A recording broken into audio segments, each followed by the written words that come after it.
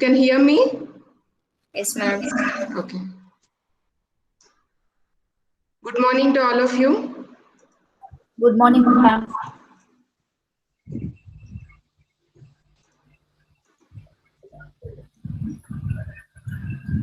Let me know if the screen is visible. Presentation is visible, right? Yes, ma'am. Okay.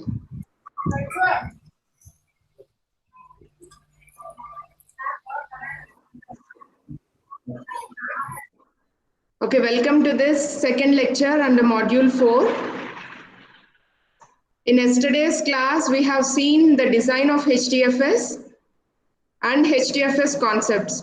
Under design of HDFS, we have seen how HDFS is suitable to streaming data access and for very large data sets, and also when multiple writers are used, when single writers are used, and for sequential modification of the files. But in which cases this HDFS is not suitable when there is when there are multiple writers writing the data to the file or to the data set. And if you want to do some random modifications, in that case, HDFS, or whenever there is low latency required, in such cases, HDFS is not a good fit. And also we have covered concepts of blocks and name nodes and data nodes along with HDFS federation in yesterday's class. For your convenience and like a recap, we'll do it once again. Blocks, name nodes and data nodes and HDFS federation, I'll try to cover once again. You're able to see the presentation, right? Yes, ma'am. Okay. So in today's lecture, we are going to cover once again the concepts of blocks, name nodes and data nodes, HDFS federation, along with other two topics, HDFS high availability and failover and fencing. And also we'll see how to access this HDFS, work with HDFS using command line interface. Now we have seen that when some data set outgrows the storage capacity of a single machine, then it has to be divided into blocks and distributed across various machines. So a disk has a block size, which is the minimum amount of data that it can read or write. So when you want to store the data on HDFS, it should be in the form of blocks. And file systems for a single disk build on this by dealing with data in blocks. So the data storage is dealt with in terms of blocks. That is the most atomic unit of data transfer or data storage. Now file system blocks are typically a few kilobytes in size, whereas disk blocks are normally 512 bytes. And there are also some tools to perform file system maintenance, such as disk free and file seek, fseek. Okay, disk free is normally used to know how much space is available on the disk and how much space is utilized so far.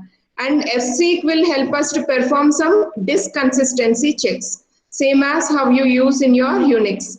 These two operate on file system at the block level.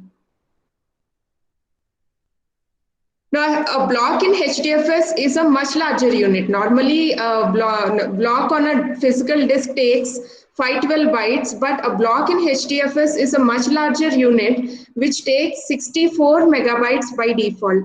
Like in a file system for a single disk, files in HDFS are broken into block-sized chunks. So what is the similarity between the storage on a single disk and in HDFS? In both the cases, files are broken into block-sized chunks, which are stored as independent units.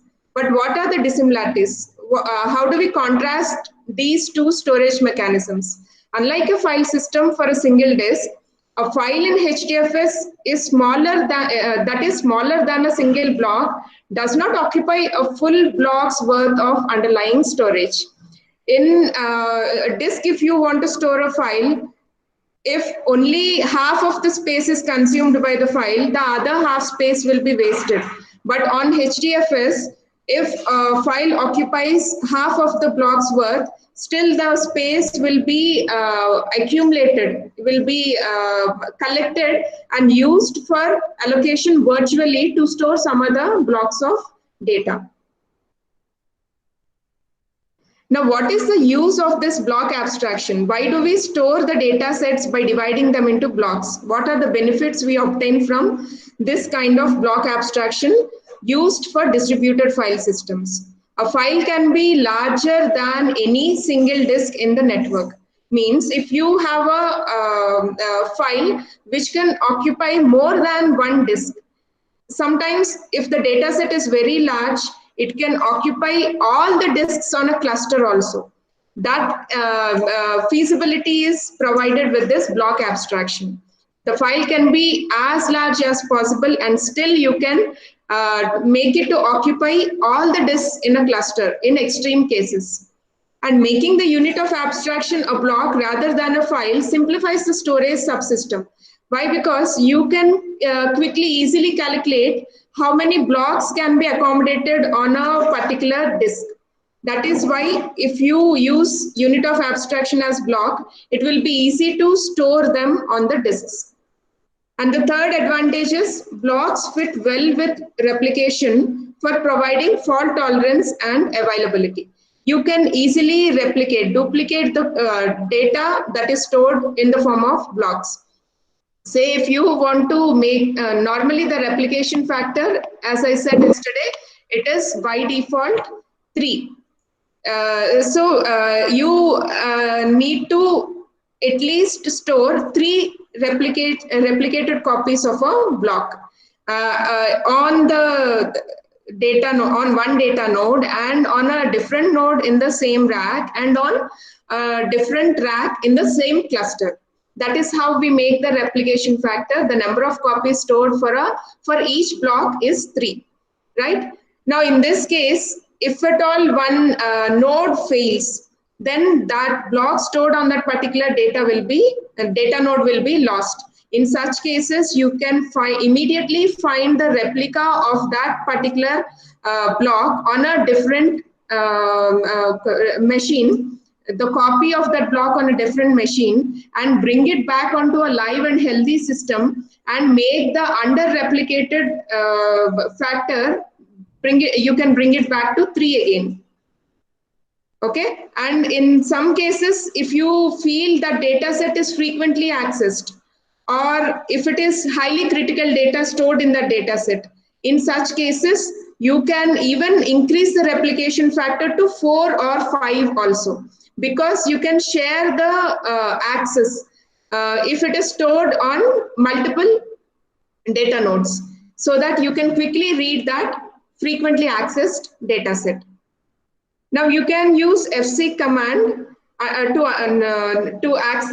know the number of blocks on a particular that make up each file. HDFS fseek command understands this block abstraction. For example, if you want to run this command, %hadoop fseek /-files-blocks. This will help us to list the blocks that make up each file in the file system. Okay, so you will know into how many blocks a file is actually divided. Now the next coming concepts are name nodes and data nodes. Any HDFS cluster has 2 types of nodes operating in a master worker pattern. That is a name node which acts as a master, which stores the entire metadata of the blocks on which data nodes they are stored, and a number of data nodes which act as workers which follow the commands of name nodes. Now the name node manages the file system namespace stored persistently on the local disk in the form of 2 files. It has 2 components. One component is the namespace image and the other component is the edit log. I told you about this edit log. Edit log will help us to temporarily store the modifications done to a file on a disk, a block on a disk.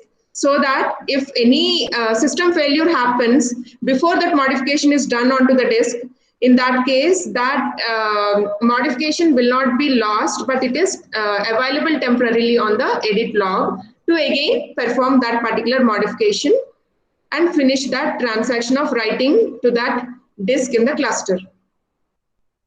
Now the name node also knows the data nodes on which all the blocks for a given file are located. Means because the data set is divided into multiple blocks and distributed onto various data nodes, name nodes will keep track of these blocks on which all data nodes it is distributed. But remember, block locations are not stored. These block locations can be reconstructed whenever the system starts in order to perform the processing. Now, a client accesses the file system through an interface on behalf of the user by communicating with the name node and data nodes. Means the user code need not be aware of the functionality of this name node and data node. Client accesses the file system by using an interface on behalf of the user in order to communicate with these name nodes and data nodes. Now, data nodes are the actual workhorses of the file system. They store and retrieve blocks when they are told to, either by the client or the name node. And without the name node, the file system can't be used. Why? Because if a name node fails, the map reduce jobs or any other clients will not be able to read or write or perform any modifications with respect to these blocks are stored on the data nodes. Why? Because name node has all the information about the block storage on these multiple data nodes, right? So if the name node is lost, name node fails, it is like the entire metadata is completely lost. Now, if the machine running on the name node was obliterated or destructed, all the files on the file system would be completely lost. So how to overcome this? How to achieve resilience to this kind of name node failure? For that, Hadoop provides two mechanisms. One is to take backup of the files and the other one is to run a secondary name node. So how the backup of the files are taken? Whenever some modification happens to the name node, immediately that is saved and backup is taken either on a local disk or the backup is taken on a local disk as well as on a remote NFS mount. Means on a remote network file system, one copy is backed up and one copy is backed up in the local disk. So that whenever this name node fails, the replica is always available on the local disk and the remote network file system.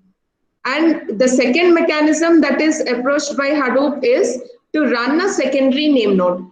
This running a secondary name node indicates that there is a machine which acts as a name node, but actually not a name node. In the I mean that there is another machine which also takes care of this name node functionality, but is actually not a name node. A physical machine which is used to merge the namespace image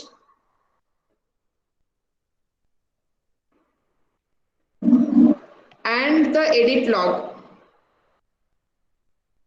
A machine which is having the capacity as much as the primary name node and which performs the functionality of merge of the primary name node will act as secondary name node. Why it has to perform this merging is, if you keep on overloading this edit log with temporary modifications, it will consume a lot of memory. That is why at frequent intervals, the secondary name node merges this namespace image and the edit log and saves a copy of this. And whenever the primary name node is down or fails, in that case, this secondary name node will be up and acts as primary name node. But always this secondary name node lags behind the primary name node. That is why when a failure occurs, there is certainly data loss that has to happen. In such cases, what is the alternative? In that case, there is always an alternative because the replica copies are stored on local disk. Because it encountered a failure, you can get the other duplicate copy that is stored on a remote NFS, read it back to the secondary name node and make it run as primary name node, right? The secondary name node can be directly used as primary name node. Why? Because it lags behind the primary name node. That is why in case of primary name node failure, it can always take the replica copy stored at a remote NFS, get that copied onto the secondary name node, and secondary name node can work as primary name node. That is what I meant to say. Now there is another concept which is introduced in this Hadoop 2.x release, that is HDFS federation. The name node keeps a reference to every file and block in the file system in memory, right? This is how the metadata is stored, which means that on very large clusters, if the clusters are very large with lots of files, memory becomes the limiting factor for scaling. Because you keep on adding more number of files to the name node, more number of file data to the name node, then it outgrows the capacity of the name node. In such case, memory becomes a limiting factor for scaling. If you want to scale up your cluster, then you should also scale up your name node capacity. That is why HDFS federation has been introduced in this 2.x release, which allows a cluster to scale by adding name nodes, each of which manages a portion of file system namespace. Right? In initial versions, there is only one name node. But because of introduction of this new feature, HDFS federation, there can be multiple name nodes which form a HDFS federation, which manages a portion of file system namespace each. Say this namespace will manage all the files rooted under /user, under the root user, and this name node will be responsible to manage all the files under this root user 1. And this namespace will be responsible to manage all the files rooted under user 3. Like that, each name node can be responsible for files rooted under a specific root. Under federation, each namespace manages a namespace volume, which is made up of the metadata for the namespace, and also it has a block pool containing all the blocks for the files in the namespace. So these namespace volumes are independent of each other. This is the other important feature of this HDFS federation. Namespace volumes, all these namespace volumes are independent of each other. They do not communicate with each other. And in case of one name node failure, it doesn't affect the other name node's functionality. That is the important feature for this HDFS federation. Now to access a federated HDFS cluster, clients use client-side mount tables to map file paths to name nodes. How this is managed? This is managed in configuration using view file system tool, and by using this command view fs URI, uniform resource identifier. That we'll see how to set this uniform resource identifier in the later slides. Now, other important feature introduced again in this Hadoop 2.x release is high availability. The combination of replicating name node metadata on multiple file systems and using the secondary name node to create checkpoints protects against data loss. It helps us to protect from data corruption or data loss, but it does not provide high availability of the file system, right? Because the name node is still a single point of failure. It is still an SPOF.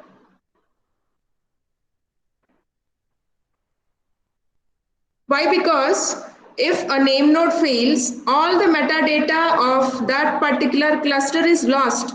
And if MapReduce jobs or any other clients trying to read, write, or process this data stored on the data nodes, they will not be able to access the blocks on those data nodes because there is no address available, there is no metadata available on the name node. In such an event, the whole Hadoop system would effectively be out of service until a new name node could be brought online. Right now, how to bring a new node onto could be brought onto online back. The new name node can be brought online within around say 30 minutes. And sometimes it may be more in order to make the Hadoop system identify whether the name node has really failed or it is due to some network delays. So the new name node, when it is up, it will not be able to serve the requests of the clients immediately until it has performed some predefined tasks. What are those tasks? It has to load its namespace image back into the memory. When another name node starts to service the requests of the clients, it will be ready only when it has loaded its namespace image into the memory and it replayed its edit log, and also it received enough block reports from the data nodes to leave the safe mode. Only when it received sufficient block reports from the data nodes, only then it leaves the safe mode and starts functioning as the primary name node. Now, on large clusters with many files and blocks, the time it takes for a name node to start from cold can be 30 minutes or more. Here, the passive name node, which is so far passive, means not really active. It is called as cold. And if you want to bring it back to active state, then we call that we are bringing it into a hot state, into active state, right? Now, on large clusters with many files and blocks, the time it takes for a name node to start from cold to become active, it can be 30 minutes or more. Now, the 2.x release series of Hadoop remedies this situation by adding support for HDFS high availability. In this implementation, it has a pair of name nodes in an active standby configuration. In previous versions, there is only one name node, but in this current implementation of 2.x release, it has two name nodes acting in the form of active and standby configuration. Means one name node will be active and the other name node will be in a standby mode. Now, for this to happen, for this to be implemented, a few architectural changes are needed in order to allow this to happen. Now, what are those changes with respect to the architecture that need to take place? The name nodes must use highly available shared storage in order to store the edit log. And data nodes must send block reports to both name nodes because the block mappings are stored in a name node's memory and not on disk. So whenever the block reports are sent, they have to be informed to both the active name node as well as the standby name node.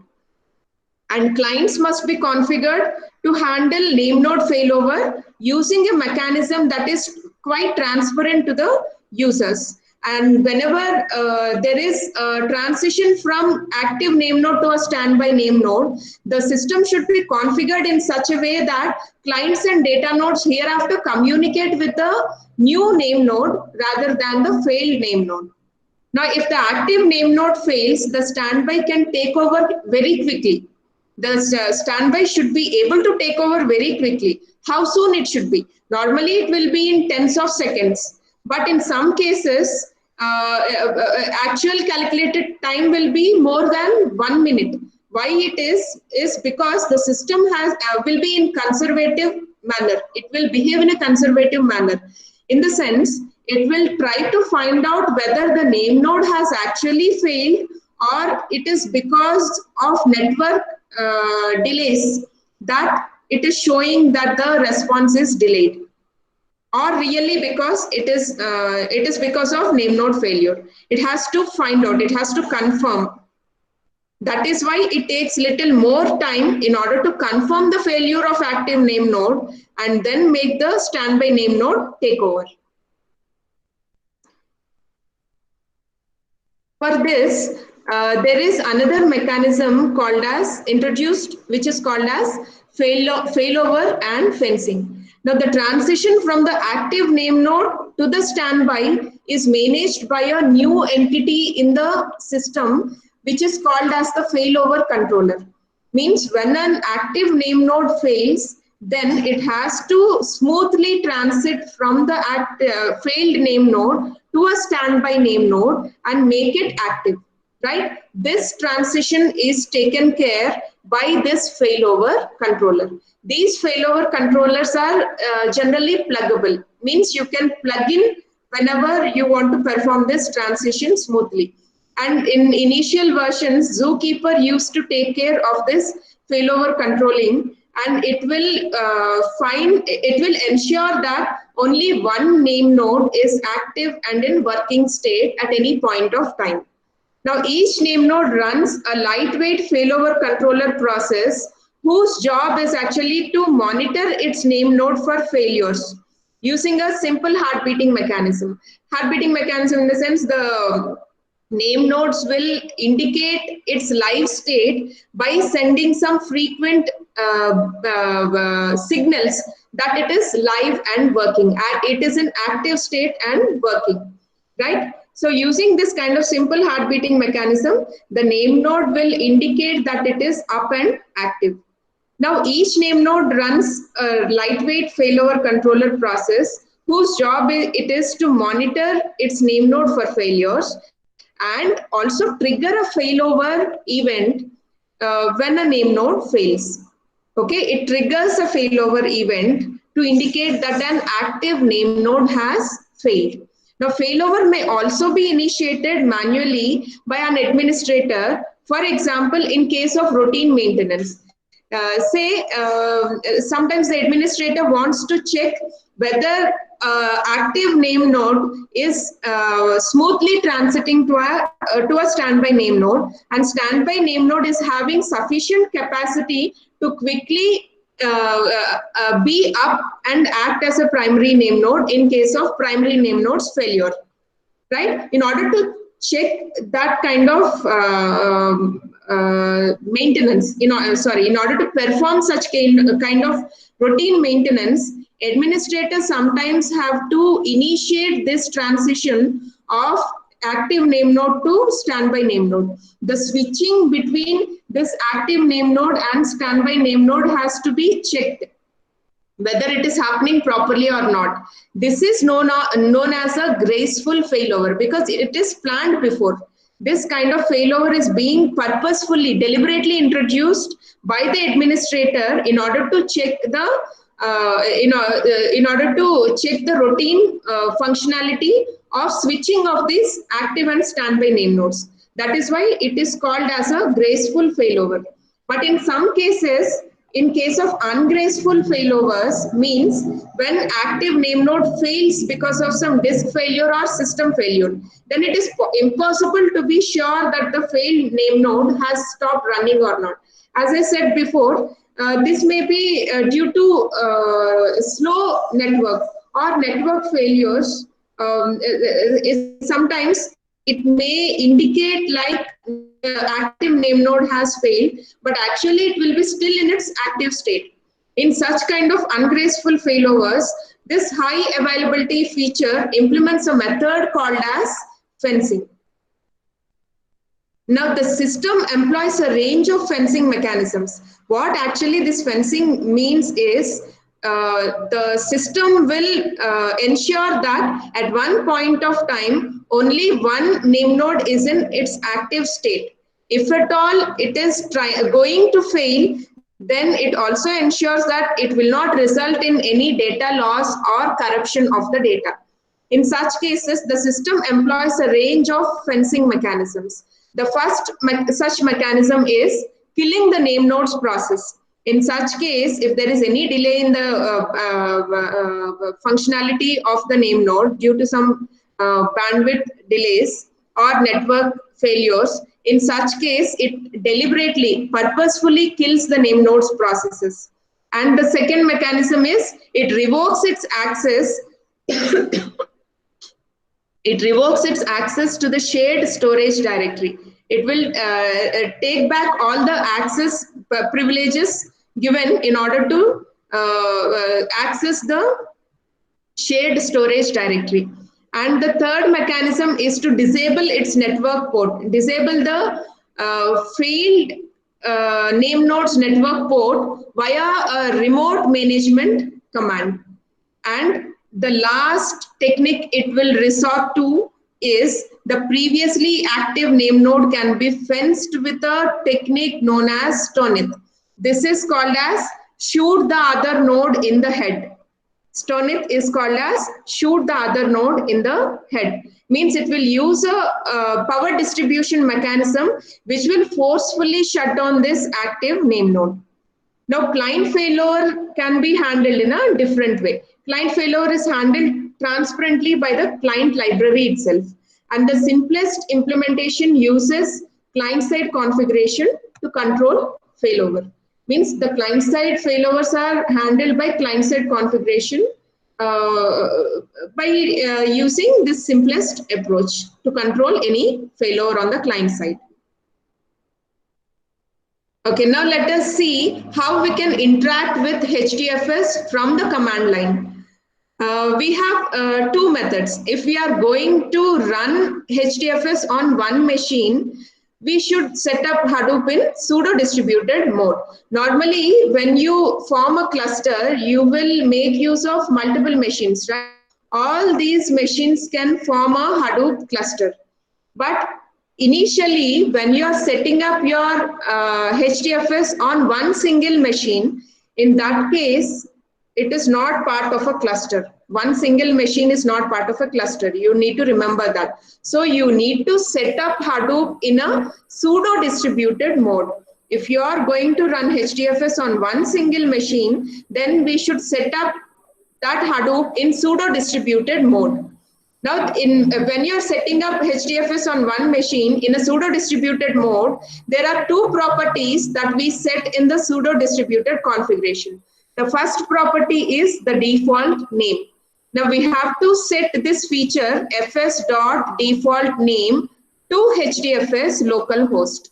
Now, we are indicating that Hadoop has to hereafter use the URI by the name HDFS, which is used to set a default file system for Hadoop. Hereafter, the default file system used by Hadoop will be HDFS, right? And this will be used to configure the host and the port number for this HDFS. The host will be the local host and the port number for HDFS will be generally 8020.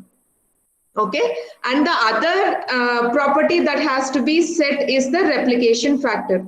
Because the default replication factor for any HDFS cluster is 3, if we are working with only one machine, we can't store 3 copies of that block, right? In such cases, it will raise a warning indicating that the default replication factor is 3.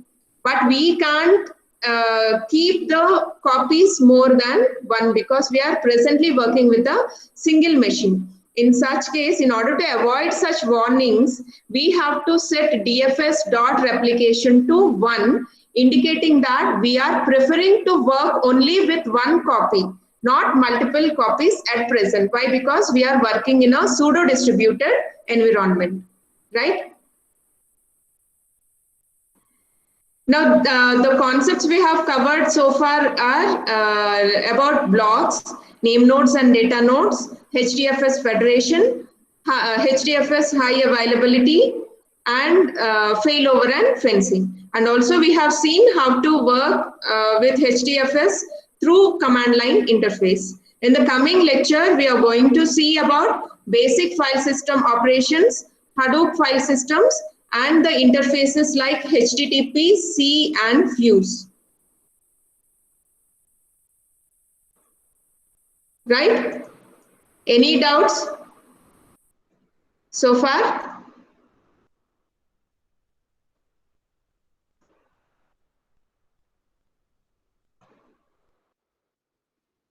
I hope you all understood well this HDFS concept.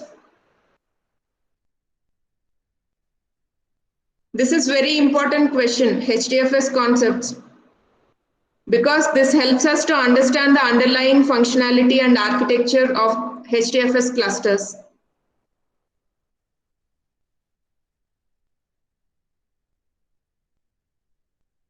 So because you're not responding, I can understand that all of you understood very well. No doubts, right?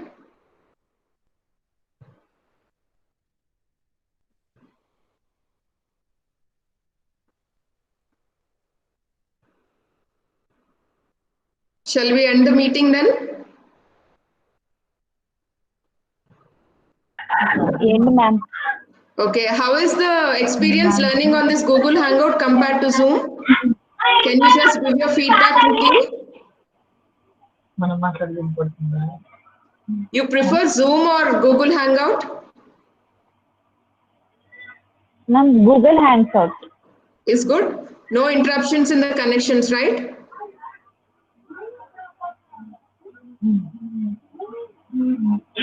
Okay, fine. We will end this meeting and meet you in the next lecture on Saturday, that is tomorrow. Thank you.